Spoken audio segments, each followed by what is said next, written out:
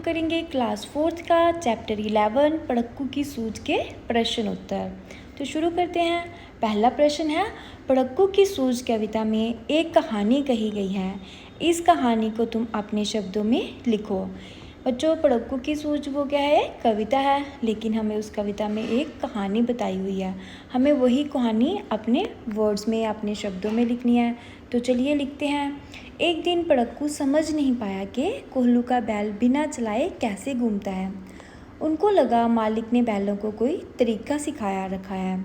एक दिन उसने मालिक से पूछा, तुम कैसे जान लेते हो कि तुम्हारा बैल घूम रहा है? मालिक ने कहा, उसके गर्दन में बंधी घंटी की आवाज़ से। इस पर तर्कशास्त्री पड़क्कू ने कहा, कभी बैल अड़ गया तो तुम्हें उस दिन तेल नहीं मिलेगा। पड़क्कू की बात सुनकर मालिक हंसा और बोला, तर्कशास्त्री पड़क्कू बैलों को जुक्तियों की बातें नहीं आती हैं, क्योंकि उन्होंने तर्कशास्त्र नहीं पढ़ा है। तो बच्चों, क्या कहानी है?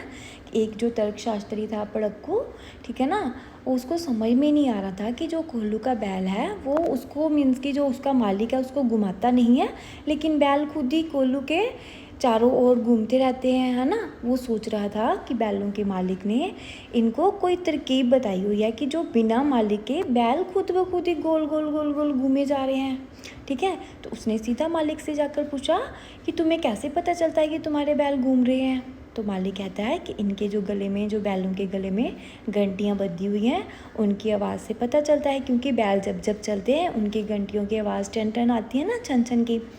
तो उससे मालिक को पता चल जाता है कि उसके बैल जो हैं कोल्हू के गोल गोल चारों ओर घूम रहे हैं। तो तर्कशास्त्री कहता है कि अगर एक दिन कि तुम्हारे बैल मीन्स की अड़ गए, एक जगह पर ही खड़े हो गए और उधर खड़े होकर अपना सिर हिलाने लगे, है ना, घंटियाँ तो हिलेंगी, सिर हिलाएंगे तो, लेकिन काम नहीं करेंगे ना, वो गोल गोल नहीं घूमेंगे।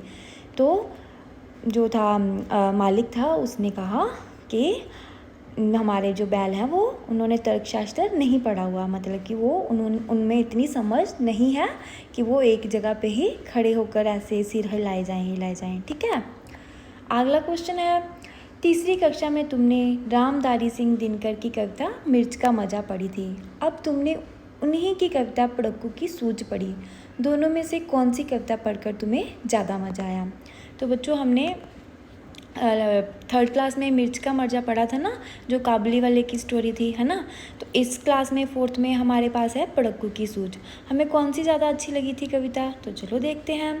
हमें मिर्च का मज़ा कविता पढ़कर बहुत मज़ा आया। इसमें बोलेपन में काबली वाले ने मिर्च को फल समझकर खा लिया था। तो बच्चों, इसका कविता में कौन सी अच्छी लगी थी? जो मिर्च का मज़ा है, क्योंकि जो काबली वाला था उसने क्या खाया था? मिर्च खा ली थी लेकिन उसको नहीं पता था जो कड़वी होती, उसने उसको फल समझ कर ही खा लिया था।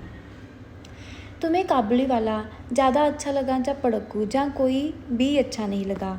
तो बच्चों, जैसे कि उस कविता में काबली वाला था ना मेन कैरेक्टर, और इसमें पड़क्कू, तो हमें दोनों में से कौन अच्छा लगा? ठीक है, हमें काबली वाला ज़्यादा अच्छा लगा, वह बोला और सीधा था।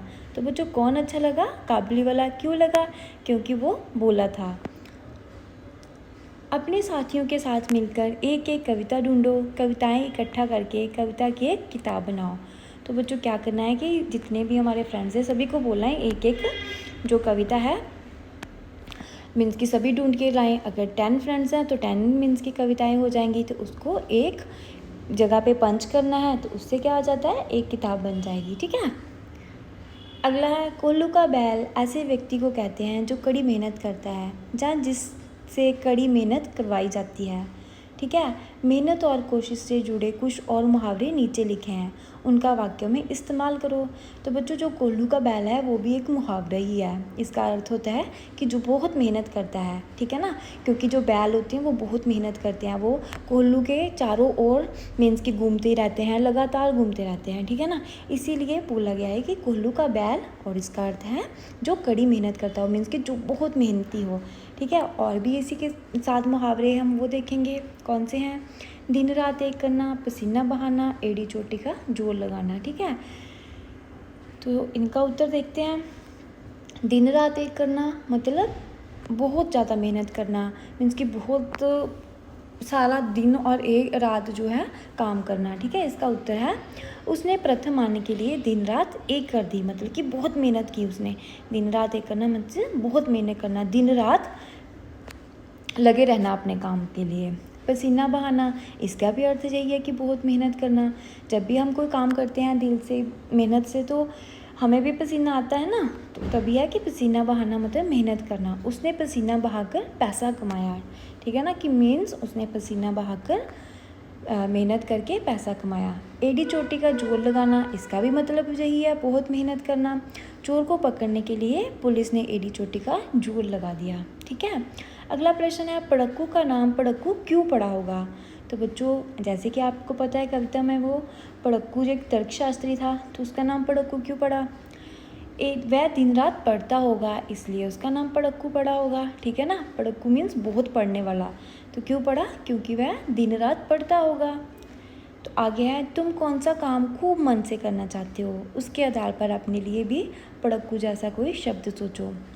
जैसे कि पड़क्कू दिन रात पढ़ता होगा तो उसको पड़क्कू बोला। हम भी अपने फ्रेंड्स को बोलते हैं ना जो बहुत पढ़ता है, मीन्स कि पड़क्कू है जे, है ना, ऐसे बोलते हैं। तो इसका उत्तर है मैं चित्र बनाने का काम खूब मन से करना चाहता हूँ, इसलिए चित्रकार कहलाना पसंद करूँगा। तो क्या है कि जो चित्र बनाते हैं उनको चित्रकार कहते हैं। तो क्या कहना पसंद करवाओगे, चित्रकार। आगे है हाँ जब बजती नहीं दौड़कर तनिक पूछ धरता हूँ।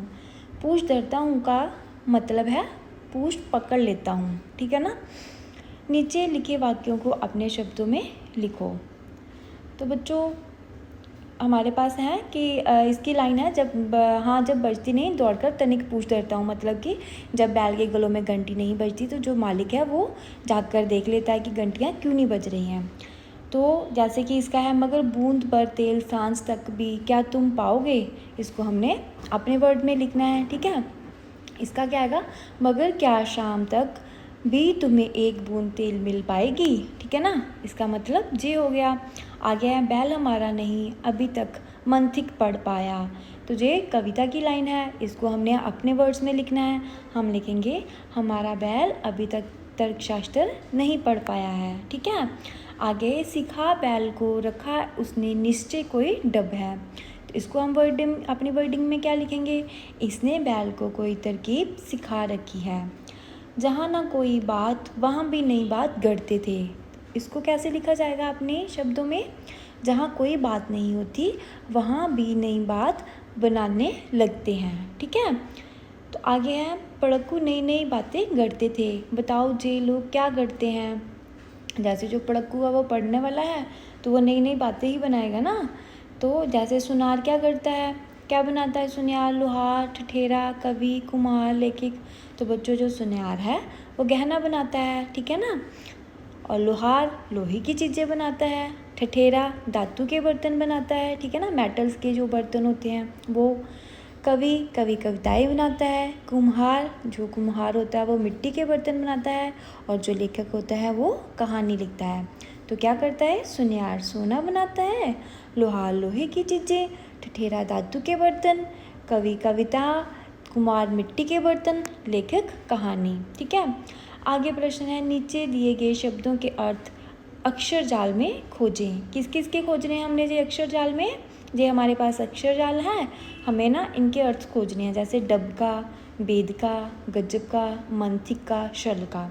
तो चलिए खोजते हैं। डब का अर्थ क्या है, तरीका। ठीक है, तो तरीका कहाँ पे है हमारे पास, ढूंढो ढूंढो ढूंढो, हाँ ये स्किन कलर की लाइंस दिख रही हैं। ठीक है, स्किन कलर की जिसमें लिखा है ता नीचे र ई का आ, है ना। तो डब का क्या अर्थ है, तरीका। तो बच्चों आपने इसको अपनी पेंसिल के साथ मार्क कर लेना है। आगे है गजब, गजब का अर्थ है कमाल। तो कमाल का क्या है, जे ग्रीन लाइन दिख रही है पैरेट कलर की, तो जे इसका अर्थ है गजब मीन्स कमाल। शल मीन्स धोखा। तो धोखा कहाँ पे है, धोखा जो हमने येलो लाइन हाईलाइट की हुई है ना वो है धोखा। तो अपनी पेंसिल के साथ उसको मार्क कर लो। ठीक है, वेद मीन्स राज। तो राज कहाँ पे है, जो रेड कलर से हाईलाइट हुई है लाइनें उनको अपने बुक पे मार्क कर लो। ठीक है, नेक्स्ट है मंथिक। मंथिक मीन्स तर्कशास्त्र। तो बच्चों तर्कशास्त्र कहाँ पे है? तर्कशास्त्र है ऊपर ब्लू लाइन में, तो अपनी बुक के ऊपर इनको मार्क कर लो, ठीक है। तो आगे है हमारे पास, इसी के साथ हमारा चैप्टर ख़त्म हो जाता है। तो अगर आपको ये वीडियो हेल्पफुल लगी हो तो मेरे चैनल को लाइक और सब्सक्राइब ज़रूर करिए। आपका एक लाइक और सब्सक्राइब मुझे बहुत मोटिवेट करेगा। तो बच्चों थैंक यू, बाय बाय, मिलते हैं नेक्स्ट वीडियो में।